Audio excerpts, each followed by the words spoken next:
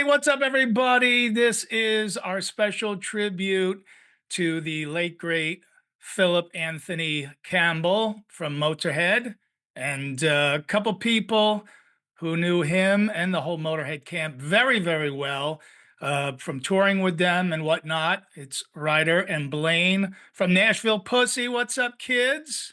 Right on. Yeah, Nice. yeah, very And cool. I said, man, if I need a little Phil therapy, I couldn't think of two better people to do it with, and now just one. But oh, there she is. I catch you. Yes, yes. Woo! At Lemmy 70th, we got that, and Aw. Yeah. Oh, it's a poker chip. yep. Ooh, that's badass. So that was that was a tough one. Obviously, when we lost Lem, and now with Phil, I mean, my actually, Ryder, you're the one who sort of let me know. I didn't realize when you sent me those pictures from Hellfest that we were all in. I thought you were just sending them to me. I hadn't heard that, Phil had passed. So did you guys have any idea this was coming, or was it? Oh, I happened to be up at 7 in the morning to feed the cat. I'll check my phone, and it said R.I.P. on the Facebook thing. It popped up, and I was hoping it was a joke or wrong or something, and it was not. And I didn't talk to Ryder because she already had her coffee, and she hung around him a lot. So I was like, yeah, I didn't want it. Anyway, yeah, I had no idea, man. Yeah, no, it was a total surprise. Yeah, way more the Lemmy we all kind of expected, but this one was out of nowhere. He's my age, man. Pretty much Phil. Yeah, 64. I was actually, I thought he was at least like 67, but that's, listen, that's a hard 64, the way those guys lived, but they were the real deal. Motorhead years are like dog years. It's like Yeah. every week with them is like Yes. 6 months anywhere else. Sure. Like honestly, we assumed everybody on that camp was like easily decades older than us, and it's like, what do you mean you're only 5 years older than me? Like, this is ridiculous. But it's Motorhead; they go hard. Right, well, that's what I said when Lemmy died. I said he lived to 70. That's 140 human years. No doubt. Minimum.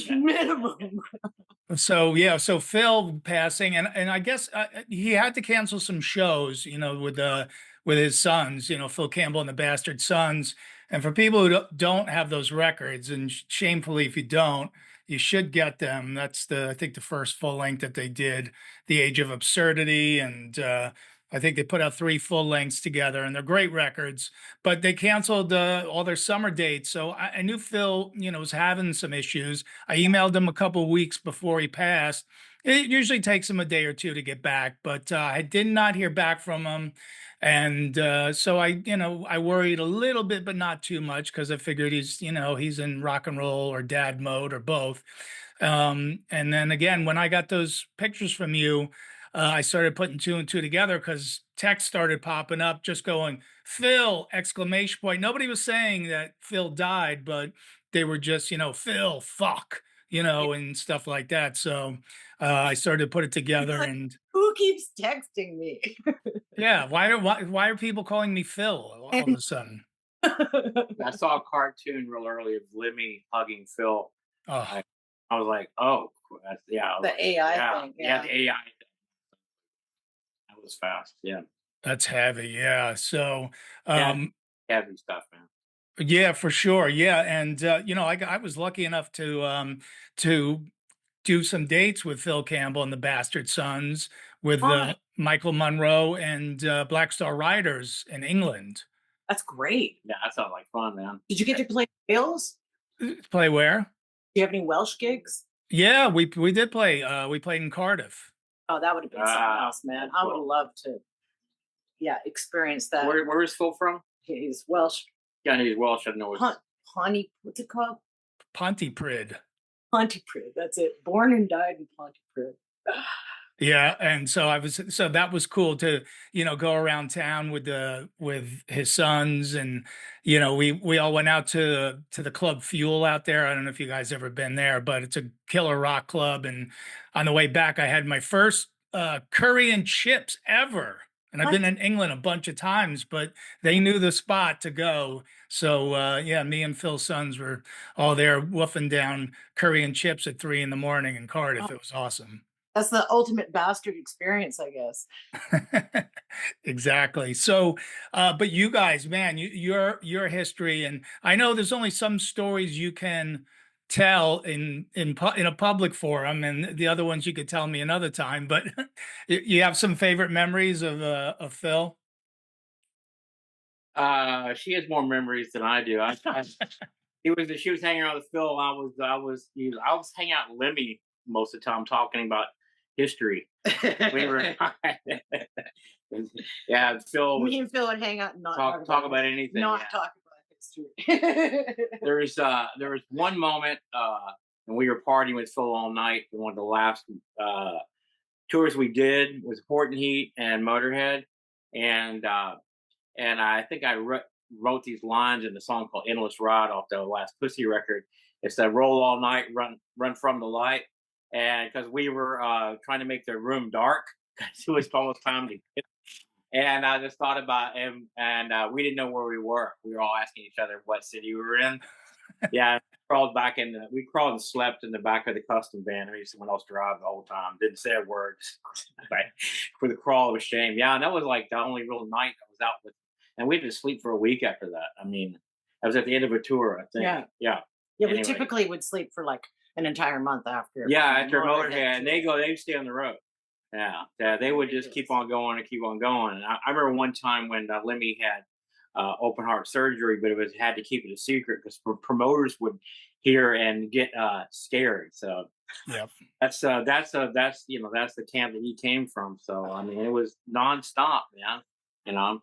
Well, I asked Phil when I was out, in England with those guys, what's the longest you ever stayed up, in your life? And he told me 2 weeks. I think we might have seen part of that when we saw him in Chicago when they were playing with Heaven and Hell and Judas Priest. We were backstage, and yeah. Yeah, that was one of the times that he barely said a word. He acknowledged us. I think he just kind of ground his teeth at us, and that was it. Yeah, we showed up out of nowhere backstage. Like, yeah, we surprised him. Hey, man, and it's like, Phil says hi. He was on a mission. Yeah. Yeah, to stay awake, and that was certainly no secret that he and Lemmy like to indulge in the speed. The speed is the yeah. He bought us cocaine so we would watch him do speed. That's no lie. Because I'll buy you some coke if you hang out with me. So, and he was still just. It was like that anyways. It's like he was wired. Wired, man. Yeah, wired anyways. Wired anyways, kind of thing. Yeah, he probably didn't necessarily need it, but he told me that one time Lemmy's dealer disappeared somehow, and so he asked Phil to connect him with his guy, and after a month Lemmy just went to he goes, "I don't know how you do this stuff, man. That's way too strong for me." Oh my God. I did not know that. Yeah. Your shirt? Thank God. Yeah, this was a shirt I was going to show you. It says, "I love dirt." Yeah. It's like a little truck. This was, I think, it must have been the first tour we did with Motorhead. And we wound up at the Showbox in Seattle. And Phil came and grabbed me and pulled me into the store next door. And he was just all super excited. And he's like, "Ryder, you got to see this. It's amazing. It's like, there's a whole store over here. They've got like, look at all the things on the wall, everything on the wall. You can just take anything that they've got on the wall and you can put it on a shirt." With anything in here. Like it was a new concept. Yeah, he's like, and they'll just take whatever's on the wall and they'll put it on a shirt. And he's like, "Which one do you think? What should we get for Jeremy? We should get one for Blade." It's like, "Which one do you want?" So he got me the "I Love Dirt" shirt, which was like, because I love dirt. So. Appropriate, yeah. Yeah. No, so this is my tribute to Phil. This is my "I Love Dirt" shirt. A treasured gift from the man himself. And he had been sober for the most part, like the last, like almost 10 years, I think. Yeah. Which, obviously extended, even though he died young, I would assume that extended his life at least to where he got, because, he'd pretty much done it all at that point. I thought he looked quite healthy, the last Yeah, last numbers time, of times definitely. that we've seen him. Like, we've certainly seen him look less healthy, so it looked like Yeah. he was on the good foot. And I mean, like, he was so happy playing with his kids. Yeah, It yeah. was like, I got to give him that, man. Like, he got to do the two things that he wanted to do more than anything. He got to play with Motorhead, and he got to play with his kids finally. Yeah, because he's he said he felt lost after Lemmy passed. Like, well, what's he going to do now? The longest tenured member of Motorhead in the band's history, and And yeah, he said he he's was. still the new guy. Yeah, right. Exactly. And some people still think he's the new guy, but yeah, when the thing with his kids, came up, obviously, he stopped doing all the things that kept him awake for 2 weeks, and got down with the kids and had the family band, and I know how happy that made him.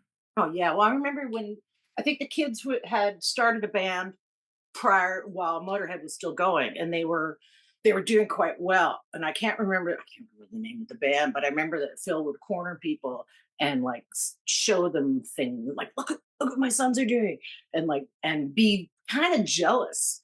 He was like, look what they're doing without me. Bastard.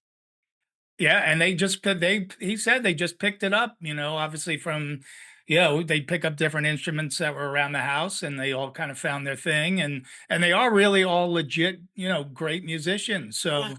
So when he put that together, he was saying like he definitely struggled the first few years with sobriety, getting comfortable in his skin again. And I was on the Megadeth cruise, and I saw them all on there, and he said, "Yeah, it's tough, but I'm getting through it, and I'm happy to play with my kids." And he was kind of quiet on that boat, but then when I met him in 2022 to do that tour, I walked in the dressing room and I said, "All right, these are the songs I need tonight." And he goes, "Hello, Don," and I go, "No, but listen, he goes, "I just said hello, you twat," and I go, "Yes, Phil is back. He is back in form." Oh my God, that's great. Yeah, actually, I just went through my phone and I found he'd sent me a message a couple of years ago where he said, "Yeah, he's like, hello, you old tart." Like a backstage message from, I don't know, Sweden or Finland or wherever it was, and it was like, yeah, there's Phil, and he seemed to be in fine form. So Blaine, you had something, or I'm just reading your face completely wrong. Touchdown. no, he's Oh, just. okay. Just being Blaine. So, and the album that introduced us to Phil, right, was this Yeah. one right here. A very look at that, a very strapping young man there. Oh my God, To great Persian Risk. Holy shit. yeah, Yeah, man. I'm glad he grew out of that look. what a what a great fucking album to like come into the band on, man. Because like Eric Carr came into Kiss during The Elder, and like, you know what I mean. Like that's to come in on Orgasmatron. What a just a punch in the face. Yeah. One of the first times I met Phil, I told him that Another Perfect Day was one of my favorite albums. So the first thing he told me was to fuck off. Yes, that's probably the appropriate reaction. I got off on the good foot. Yeah, Phil, I love all the solos on Another Perfect Day. You're great on there. Especially. Oh, so good. What tours did you do with them that you can remember?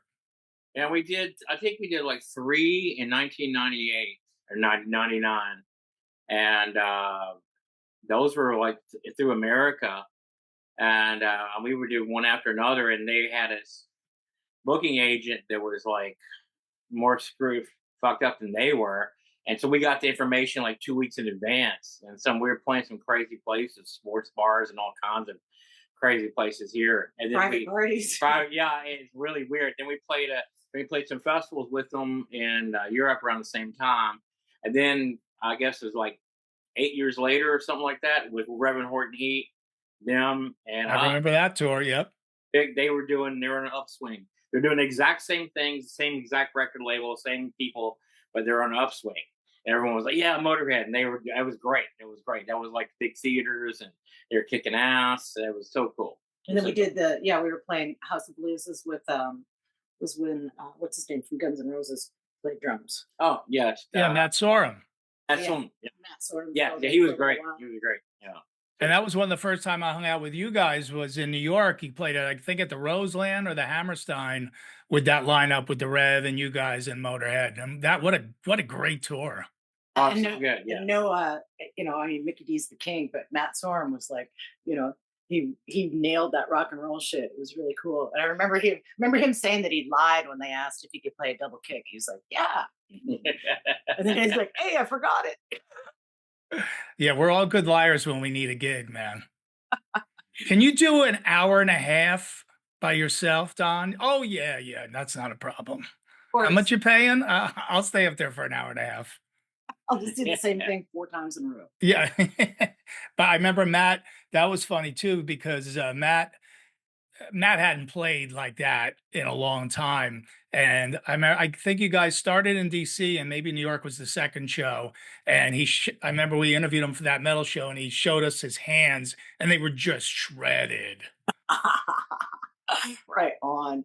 Well, he stepped up, man. He was great. He was great fun in that, and I think they really enjoyed it too. It was definitely more slightly more rock and roll than it. Mickey D's still the king. Yeah, Mickey D's still the king. Hey, Mickey. And he's the only, and he's yeah, no doubt, but he's the only one left, So Now I ran into him with 9 Pound Hammer. We played in Norway, and he played with these 2 young Swedish guys. They played Motorhead songs, and he would tell stories before it. But he told stories in Swedish, so I wouldn't understand that. But yeah, it was everyone seemed to really enjoy it. Oh, and then we just saw him again in Sweden too. We saw him again in Sweden. Yes, yeah. He's doing a Scorpions thing now, so good for him. Yeah, that was a good fit. And when the Scorpions after Lemmy passed, the Scorpions were doing Overkill in their set, and they had a video tribute to Lemmy in the back when they played it. Holy shit! I had no idea. Wow. Really. Yeah. So, but yeah, it makes me sad that Mickey's the last one, but yeah, it's tough. Mickey's actually is my age. I think we're both 61. He's 61 or 62. Yeah. So he was a couple years younger than Phil. But yeah, like I said, we thought the Motorhead guys were way older. That some of them looked good and some of them didn't. Like, I just thought they're all, but no, it's even the crew. Even the crew. I think some of those guys were young. Yeah. Well, when you were saying before, Blaine, about Motorhead being on the upswing at that point, we got to give a lot of credit to Todd Singerman, man, who demanded respect for that band.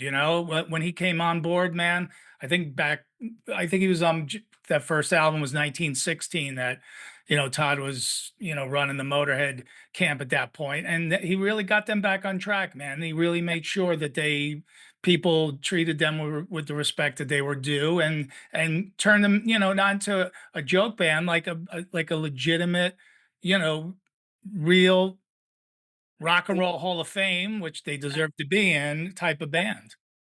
Yeah, are they? I guess they aren't in there, are they? Nope. Nope.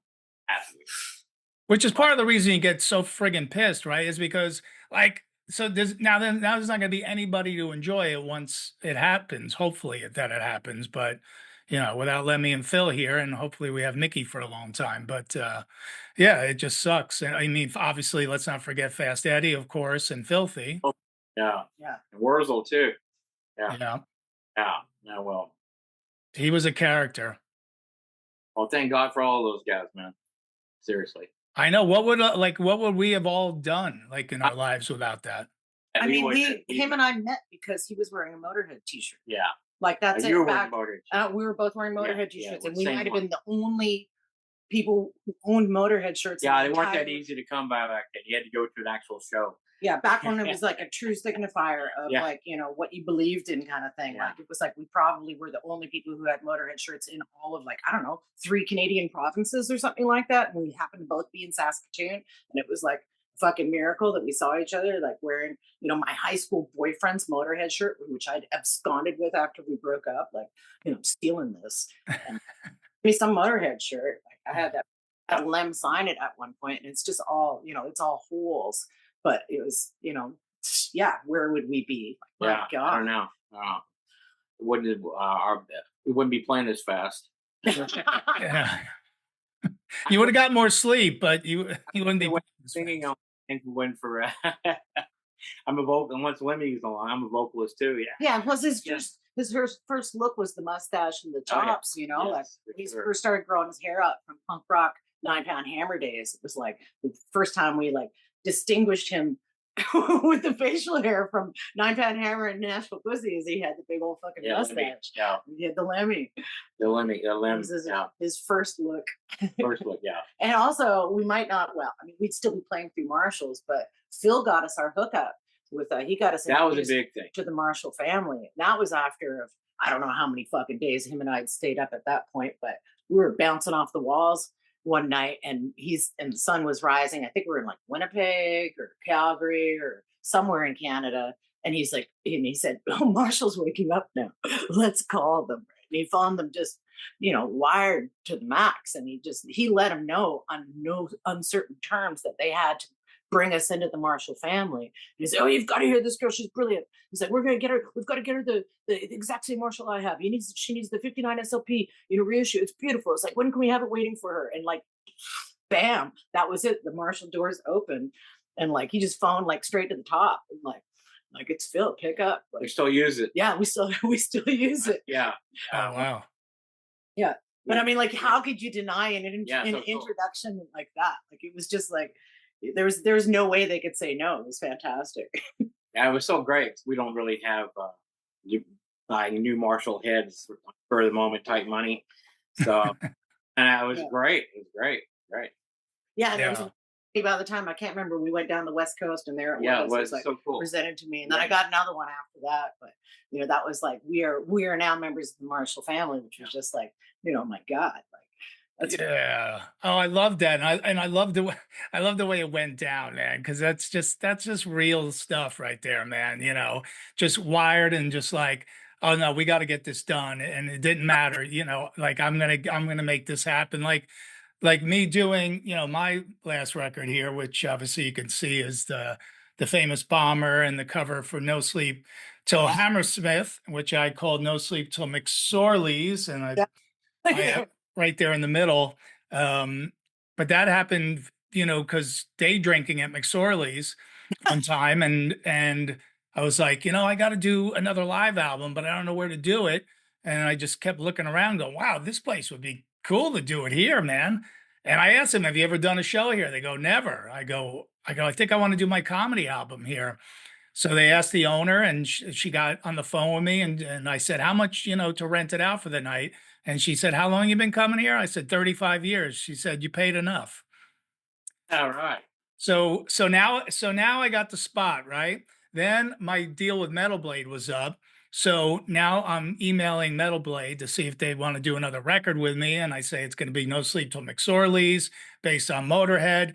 Now I'm emailing Todd Singerman. Could I use the Motorhead font? He's like, "No problem." I go, "Could I use the original artwork?" He's like, "Whatever you want, I'll send it to you." great. That's great. So all this happened within an hour of day drinking, but the final touch was our friend Phil Campbell. Oh I no, do. I have somebody do a guitar intro to all my albums, and I asked Phil if he would do it for this one for obvious reasons, and he's like, "No problem. Just email my son Todd because he runs the studio. Just let me know when you need it, and I'll do it for you." And so, Phil, I hope you know how much that meant to me that you did that for me, man, because that was just the icing on this Motorhead comedy cake. yeah, that's Wow. beautiful. I mean, for a jester who had to buy his own lordship, that man was a fucking prince. I mean, like, he's definitely a jester. Everybody knows. Yeah.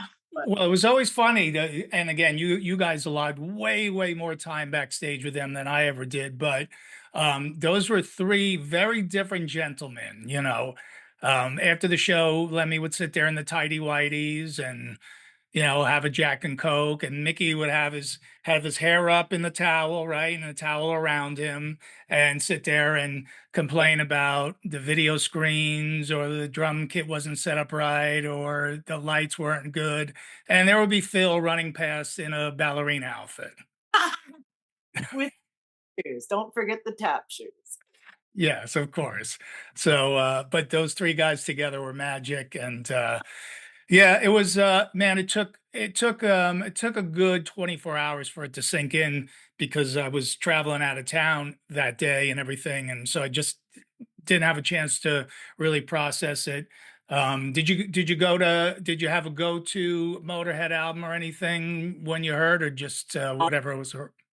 No. And slowly processed it, and man, I don't know if I've listened to a lot of Motorhead since Lemmy died. I was very, very close. We were very close with Lemmy, and I just had every time I tried to double back into it, it makes me kind of sad. Maybe it's time though. Maybe it's time to crank it up. You know? Yeah, it's like if it comes on, it's always good to hear. Yeah. It's like we don't go out of our way to play it. Yeah, because I made a playlist and stuff, and I put it on one day, and I was like, man, I just and it's been 10 years, but I was takes a long time to process this because it's usually like when I would just try to text. I usually didn't realize that you try to text them, like I might try to text Phil in my head a year from now about something that it crossed paths with, and then you go, oh man, they're gone. That's when it starts hitting.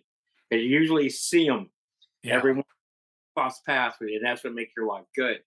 And then that's not going to happen. That's what gets really sad.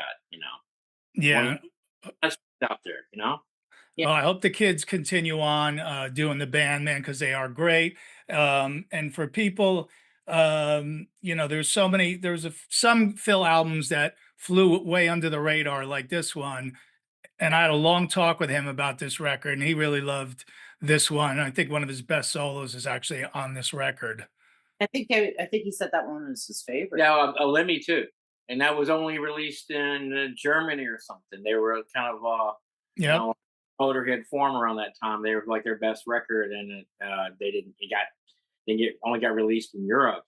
But they had a lot of concert favorites from there. Yeah. A lot of great. Yeah, Born to Raise Hell. I mean, they probably played that almost every concert since that album came out. And what was this, 95? 93, 95. Somewhere around there. Yeah. Oh, well, this is a reissue. It's saying 2013, but yeah. But Born to Raise Hell stayed in the set list. I loved it. That ballad on there that's super dark. Don't Let Daddy Kiss Me. Phil's playing at the end of that song is so beautiful. It's like his fingers are like made of butter, because it's just so smooth. And it makes the hair on my arm stand up. Plus it's just a heavy song too. But then I remember reading the thing where Phil said that he was talking about playing the solos on that record, and he was on so many lewds he fell asleep while he was playing the solo. So Well, one thing about Phil, he still kept the Chuck Berry and rock and roll in there. More so like they got Warzel and him. I was like, one guy looks metal and plays rock and roll, one guy looks rock and roll and plays metal. Yeah. So I play a little more metal, and Phil would throw the Chuck Berry kind of things I would relate to in there. They would sound check with Jumpin' Jack Flash or something like that. And he could always nail that kind of stuff. He really did. Well, like Going to Brazil, right? Yeah, Going to Brazil, yeah, for sure. The Very perfect song. Yeah. So, all right. Well, the Zoom machine's telling me we're running out of time. So, anything you guys want to plug? Of course, everybody should own everything by Nashville Pussy, and hopefully some new music at some point. We have a new EP coming out, and we can debut its announcement with you right now. It will be available for pre-order tomorrow. So Look at this. So this will probably post what you're calling tomorrow, which is Friday. Right. So today, Yep. get on your phone and your calculator or whatever electronic device you use and pre-order the new EP called 10 Inches of Pussy. Of course. Featuring the song King Should Have Fucked Mountain and Jacking Off and Taking Names.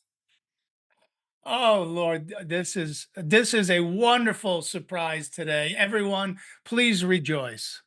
Yeah, we're on it's our own A record record company. company, So say what we want. any fucking thing we want. Well, we always did that, but then now we got permission from Do you from approve? us. Well, I approve. Yes, I I approve. approve.